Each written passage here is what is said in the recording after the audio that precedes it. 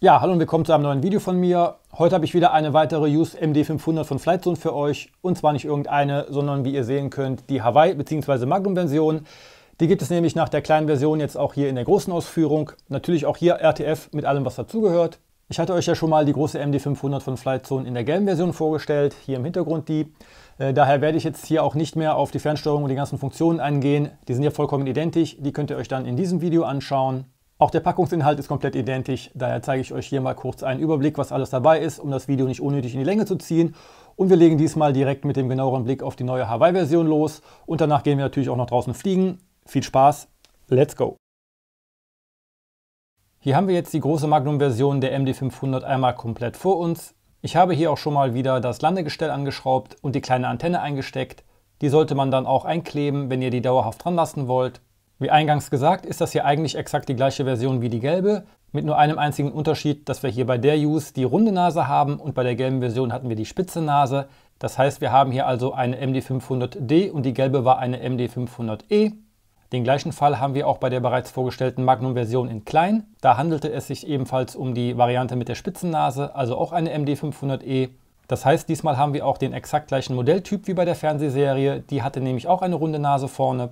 Ansonsten ist hier wie gesagt alles exakt gleich zur gelben Version.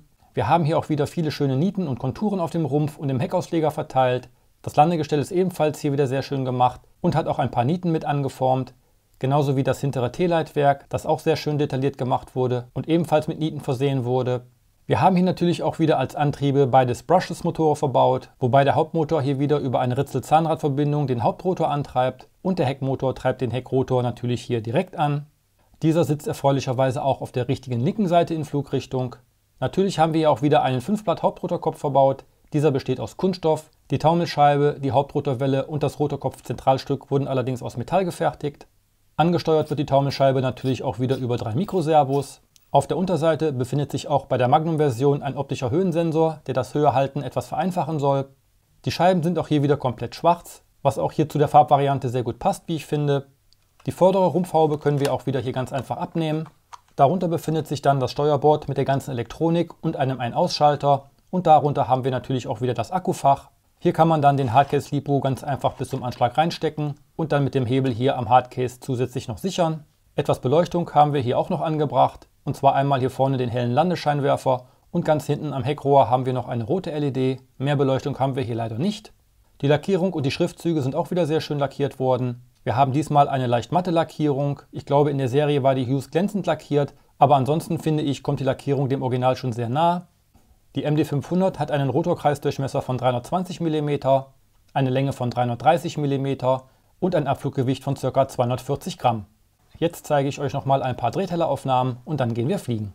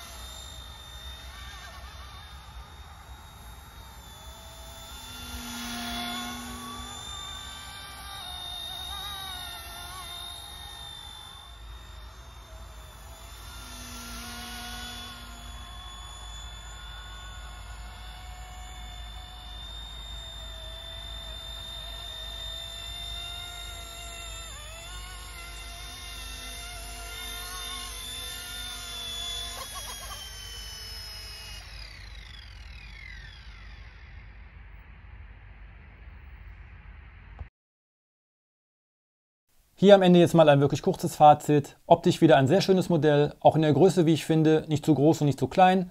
Viele schöne Details haben wir hier, auch die kleine Stabantenne hier vorne finde ich richtig cool. Und auch, dass wir jetzt hier vorne die abgerundete Nase haben, wie bei der Originalversion von Magnum, finde ich richtig cool. Das hat ja die kleine Version ja jetzt nicht. Fliegerisch fliegt sie natürlich auch wie die gelbe Version richtig gut, sehr stabil und ruhig, also für Einsteiger auch ganz gut geeignet, würde ich sagen. Wind ist natürlich wieder so eine Sache, die die kleinen Modelle nicht so gerne mögen. Da würde ich auch wieder eher bei windstillen Tagen fliegen. Das macht einfach mehr Spaß und sieht im Flug auch schöner aus. Ich denke, viel mehr gibt es als kurzes Fazit gar nicht zu sagen. Link zum Heli und ein Rabattcode steht wie immer unten in der Videobeschreibung. Schreibt mir gerne mal in die Kommentare, wie ihr die Hawaii-Version findet. Seid ihr eher Team Gelb oder Team Magnum oder findet ihr sogar die kleinere MD500 besser? Wenn euch das Video gefallen hat, lasst mir gerne ein Like da, abonniert gerne meinen Kanal, um kein weiteres Video mehr zu verpassen. Dann bleibt mir eigentlich nur noch zu sagen, danke fürs Zusehen und wir sehen uns im nächsten Video hoffentlich wieder. Bis dann, euer Christi. Ciao.